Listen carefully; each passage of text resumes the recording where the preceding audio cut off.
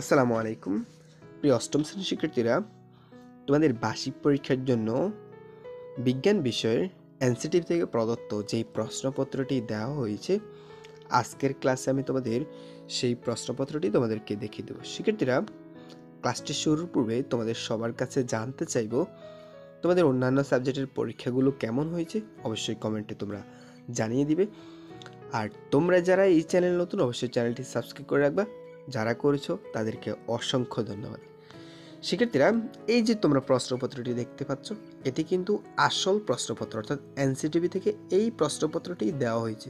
তবে এখানে তোমরা দেখতে পাচ্ছ বলা হয়েছে এই প্রশ্নপত্রের আলোকে তোমাদের শিক্ষকরা নিজেরা প্রশ্নপত্র তৈরি করবে। তবে এই প্রশ্নপত্রটি হুবহু ব্যবহার করতে নিষেধ করা হয়েছে। যদিও ষান্মাসিক মূল্যায়নের ক্ষেত্রে কিন্তু আমরা বোর্ড থেকে যে প্রশ্নটি দেওয়া হয়েছে সেটি কিন্তু স্কুলে হুবহু ব্যবহার করতে বলা হয়েছিল। তবে এই বছরের বার্ষিক পরীক্ষা কিন্তু সেটি আর হচ্ছে না, কারণ বলা হয়েছে সেগুলো পরিবর্তন করে নিজেদের মতো করে দেওয়া, অর্থাৎ পরীক্ষা নিতে। ঠিক আছে, তো এখন তোমাদের শিক্ষকরা এটা পরিবর্তন করবে অবশ্যই।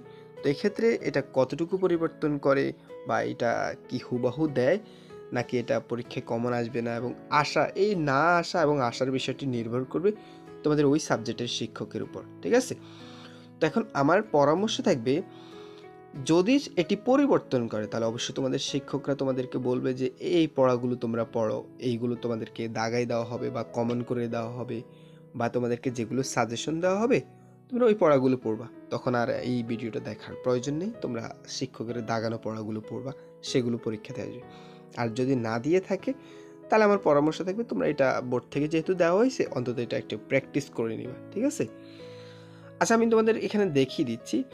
প্রথমে এই যে 15টি এমসিকিউ থাকবে, ঠিক আছে, এই 15টি এমসিকিউ তোমরা জাস্ট উত্তরগুলো লিখবে। তারপরে থাকবে 10টি এক কথা প্রকাশ, এগুলো জাস্ট উত্তর লিখবে। তারপরে থাকবে তোমাদের সংক্ষিপ্ত প্রশ্ন। এখানে সংক্ষিপ্ত প্রশ্নগুলো তোমাকে লিখতে হবে, তবে একটা সংক্ষিপ্ত প্রশ্নের মান 2 করে 10টা লিখতে হবে। একটু ছোট করে লিখবে, এত বড় লেখার দরকার নেই। 20 মার্ক। এরপরে থাকবে দৃশ্যপটবিহীন, একটাতে 5 করে 3টা প্রশ্ন তোমাকে লিখতে হবে, অর্থাৎ 15 মার্কের জন্য। এরপরে থাকবে দৃশ্যপট নির্ভর প্রশ্ন, অর্থাৎ সৃজনশীল আকারের প্রশ্ন।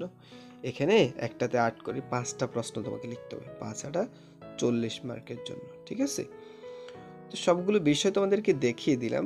এটি বোর্ড থেকেই প্রদত্ত প্রশ্নপত্র, তবে এই প্রশ্নপত্রটি হুবহু আসবে কিনা সেটি আসলে নির্ভর করবে তোমাদের ওই সাবজেক্টের শিক্ষকের উপর।